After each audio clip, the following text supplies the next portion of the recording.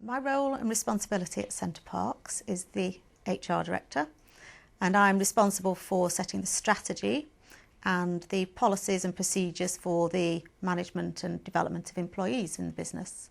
We employ approximately 6,000 staff at CenterParcs, which is made up of a majority of part-time employees, but also a significant number of full-time employees. Approximately on each village we have 1,500 employees.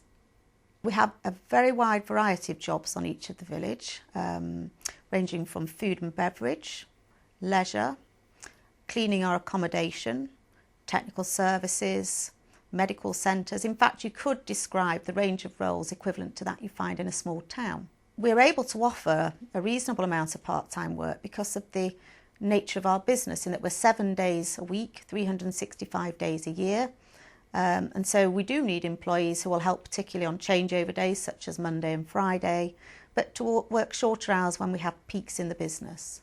Recruitment at CenterParcs is currently being reviewed, but our current procedure is that we do telephone interviews with employees initially, and then we invite them in for an interview on site, generally with 2 people. We're particularly looking to recruit for attitude rather than skills. As being a guest-facing business, that's particularly important to us. And when they join us, they then go through a training programme that enables us to give the core skills for each of the roles. When employees join us, before they actually have their first day, they can log on to our Learning Academy, and that will introduce them to some basic principles about how the business works. On their first day at work, they will join a 2-day induction programme, the core of which is to introduce them to how we like our employees to relate to guests. So they go through a programme called Making Memorable Moments. Having completed the 2 days, the employee will then go into their unit and be given individual training relevant to that unit by their manager. After a period of time, there may then be specialist or technical training that they'd need to undertake, or they may in fact go on to one of our management development programmes called Aspire to Achieve. All our employees are paid for weekly through the payroll directly into their bank account. We don't operate a performance-related pay system per se, but we do have a form of profit sharing that we pay to our non-management employees. So all those employees in management positions, on top of their salary, would have a bonus scheme, and they would be paid through that at the end of the year. For all the employees who have 18 months service or more that aren't in that scheme, we operate our shared success programme, which I mentioned earlier is a form of profit share. And this last year we paid out approximately £750,000 into that profit share scheme to our employees. Teamwork at CenterParcs is extremely important, particularly given the need to link our back of house operations with those front of house and provide the guest the best experience possible. We encourage teamwork by ensuring that we provide appropriate training to make sure that employees understand the importance of what happens in areas other than their own. We also have a range of initiatives, and one such initiative is our programme called Show Day, which is See How Others Work, and that's running at the moment, and it gives employees the opportunity to go and work shadow an employee in another part of the business that may be relevant to them, or maybe a role they know nothing about, but it helps us all understand what everybody else's job is about. The way we structure HR facilities within CenterParcs puts the majority of our resource on the village.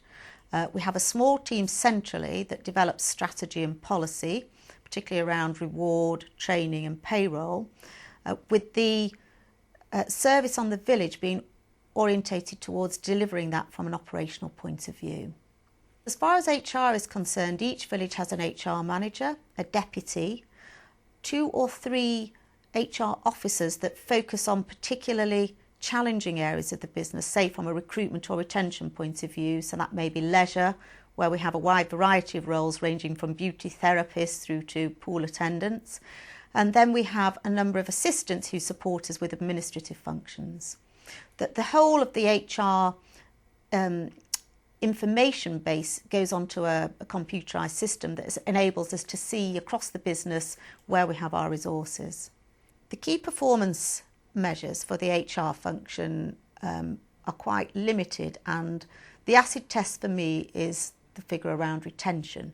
So that is the one number that we use to determine whether or not we feel we are managing our employees well within the business. I'm pleased to say that we've seen that drop significantly over the years. We now average approximately 25% per annum, which for some seems a high number, but in hospitality, 65 plus tends to be the norm. The way we reward and recognise employees at CenterParcs is partly based on pay, as you've mentioned, but we also have a range of other initiatives. The key one is our Star Performer Award. That means that every year we nominate approximately 45 employees at each location to be a star performer, and from that group we also recognise an Employee of the Year. So Sherwood would have an Employee of the Year, as would Head Office. We also operate a system whereby we give out our Delivering Excellent Service cards. So to those employees who we've seen do an exceptional job in terms of guest service, we give them a card which they can put into a drawer, or they can scratch the card and get an immediate prize. The star performer on each village, who would be the Employee of the Year, would receive some holiday vouchers to the value of £1,000, a badge which reflected their status. They're invited to a recognition dinner, and we would also give them access to our staff restaurant facilities free of charge for the year.